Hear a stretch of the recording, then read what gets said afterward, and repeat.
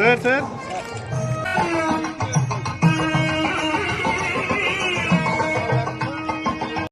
మళ్ళీ ఉపన్యాసం బహుశా ఇదే లాస్ట్ ఉపన్యాసం ఉండేది నాకు. ఇందాక బుద్ధి సంవత్సరం మేము కలిసి కారులో వస్తున్నప్పుడు నేను అదృష్టవంతుడిని అని అంటే వాళ్ళకి అర్థమైంది. మేము కూడా అది కోరుకుంటున్నాం డాక్టర్ గారు అన్నారు. ఏంటది?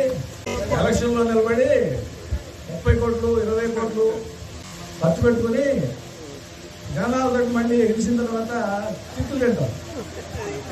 ఈ మధ్య చీరాల కొండయ్యని గెలిచాడు.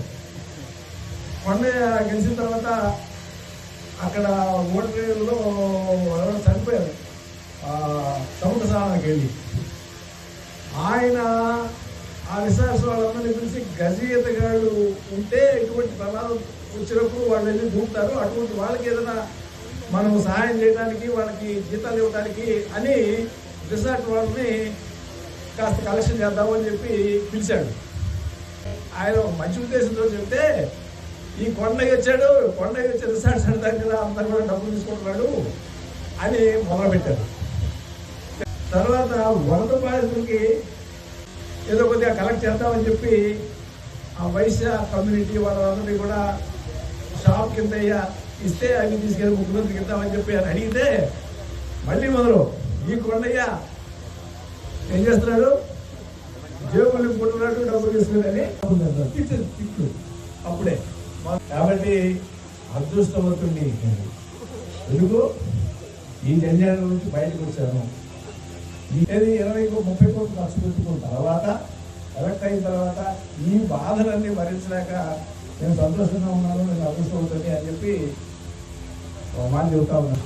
నా వరకు నేను ఇన్ని చెప్పినా ఇంత ఇబ్బంది ఉంది అని ఈ రాజకీయంలో ఇలా మీకు బాధ్యత చేసిన నేను మాత్రం చాలా తృప్తిగా రిటైర్ అయ్యాను.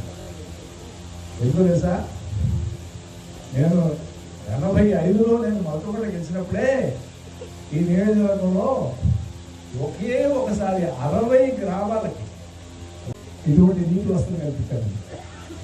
ఫిల్టర్ బెడ్స్ తోటి, పంపింగ్ తోటి, రైల్స్ తోటి, సంపు తోటి కూడా చేసినవి ఇప్పటికీ అయ్యే పని చేస్తూ ఉన్నాయి.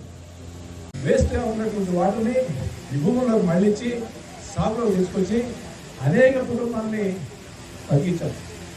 ఇది తృప్తి. కానీ 20 కోట్లు ఖర్చు పెట్టి ఓడిపోయినందుకు కూడా తృప్తి. అనుకుని పిల్లలతో చక్కగా జీవనం గడుపుతూ నాకు ఏది ఇష్టమైతే అది చేసుకుంటా ఉన్నాను. రేపటి నుంచి పిల్లలను తీసుకుని ప్రయాణం పెడుతున్నాను. రేపు నుంచి